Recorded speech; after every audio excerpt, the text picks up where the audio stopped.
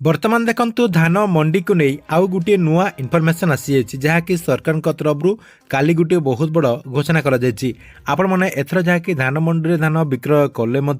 आपण जहाँकि input subsidy बाबद को जो 800 टंका दि जाऊला से 800 टंका आउ आपण मैंने पाई पारिबे नाही जहाँकि सरकार तरफ एवं आपणकर गोटे नुआ निष्पत्ति नि मान्यवर खाद्य जोगाण मंत्री कृष्ण चंद्र पात्र घोषणा करछंती।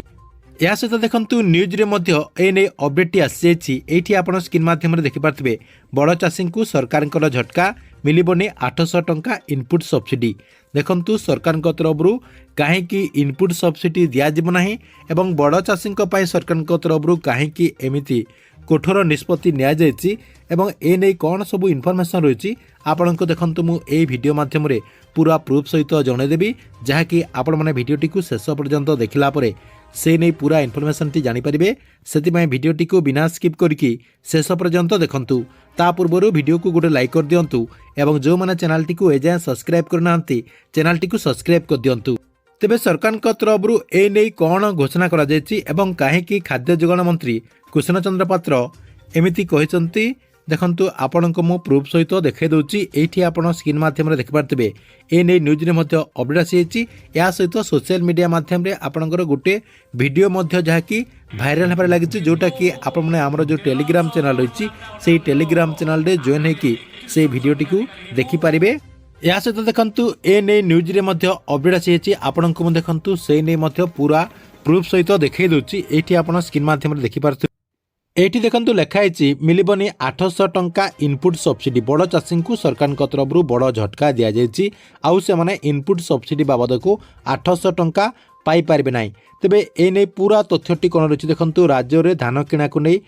लगी रही अचलावस्था मध्य चाषी जहाँकि दहगंज होता बेले से कटा घारे चून मारी राज्य खाद्य जोगाण मंत्री कृष्ण चंद्र पात्र बड़ चाषी अर्थात आपणकर 150 क्विंटाल ठारू अधिक धान बिक्री करुवा चाषी को क्विंटाल पिछा मिलुवा 800 टंका इनपुट सब्सिडी आउ मिलिबो नाही बोली खाद्य जोगाण मंत्री कृष्ण चंद्र पात्र काले जहाँकि स्पष्ट भाव घोषणा करछंती। मंत्री कहिसंती जे राज्य सरकार निजस्व घोषणा अनुसार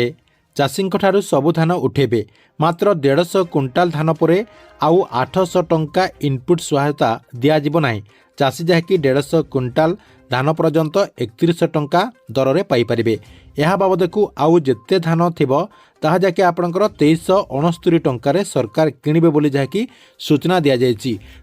तेबे देखंतु मान्यवर मंत्री कहवा अनुसार जो माने 150 क्विंटाल रु अधिक धान विक्रय करिवे सेमाने जहाँकि आपणकर इनपुट सब्सिडी टंका पाई पारिबे नाही जहाँकि सरकार तरफ जो इनपुट सब्सिडी बाबद को दिया जाउछि सेही लाभटी आउ सेमाने पाई पारिबे नाही एवं सरकार जो एमएसपी मूल्य रही 2369 टंकार से जहाँकि तांकर बलका धानटी को विक्रय करें बोली सरकार तरफ सीधा सलख घोषणा करा जायछि। तेबे जो मानकर 150 क्विंटाल रु कम रही से जहाँकि 31 टंकार धान बिक्री करें आर एमएसपी बाबद को 2369 टंका एवं आपणकर 800 टंका इनपुट सब्सिडी पाई पारिबे जो मानकर अधिक हो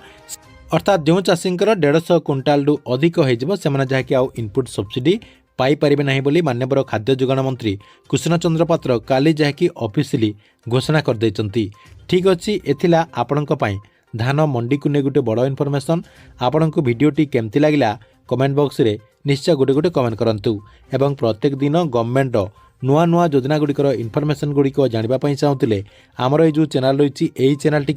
सब्सक्राइब करके रेगुलारली देखुता।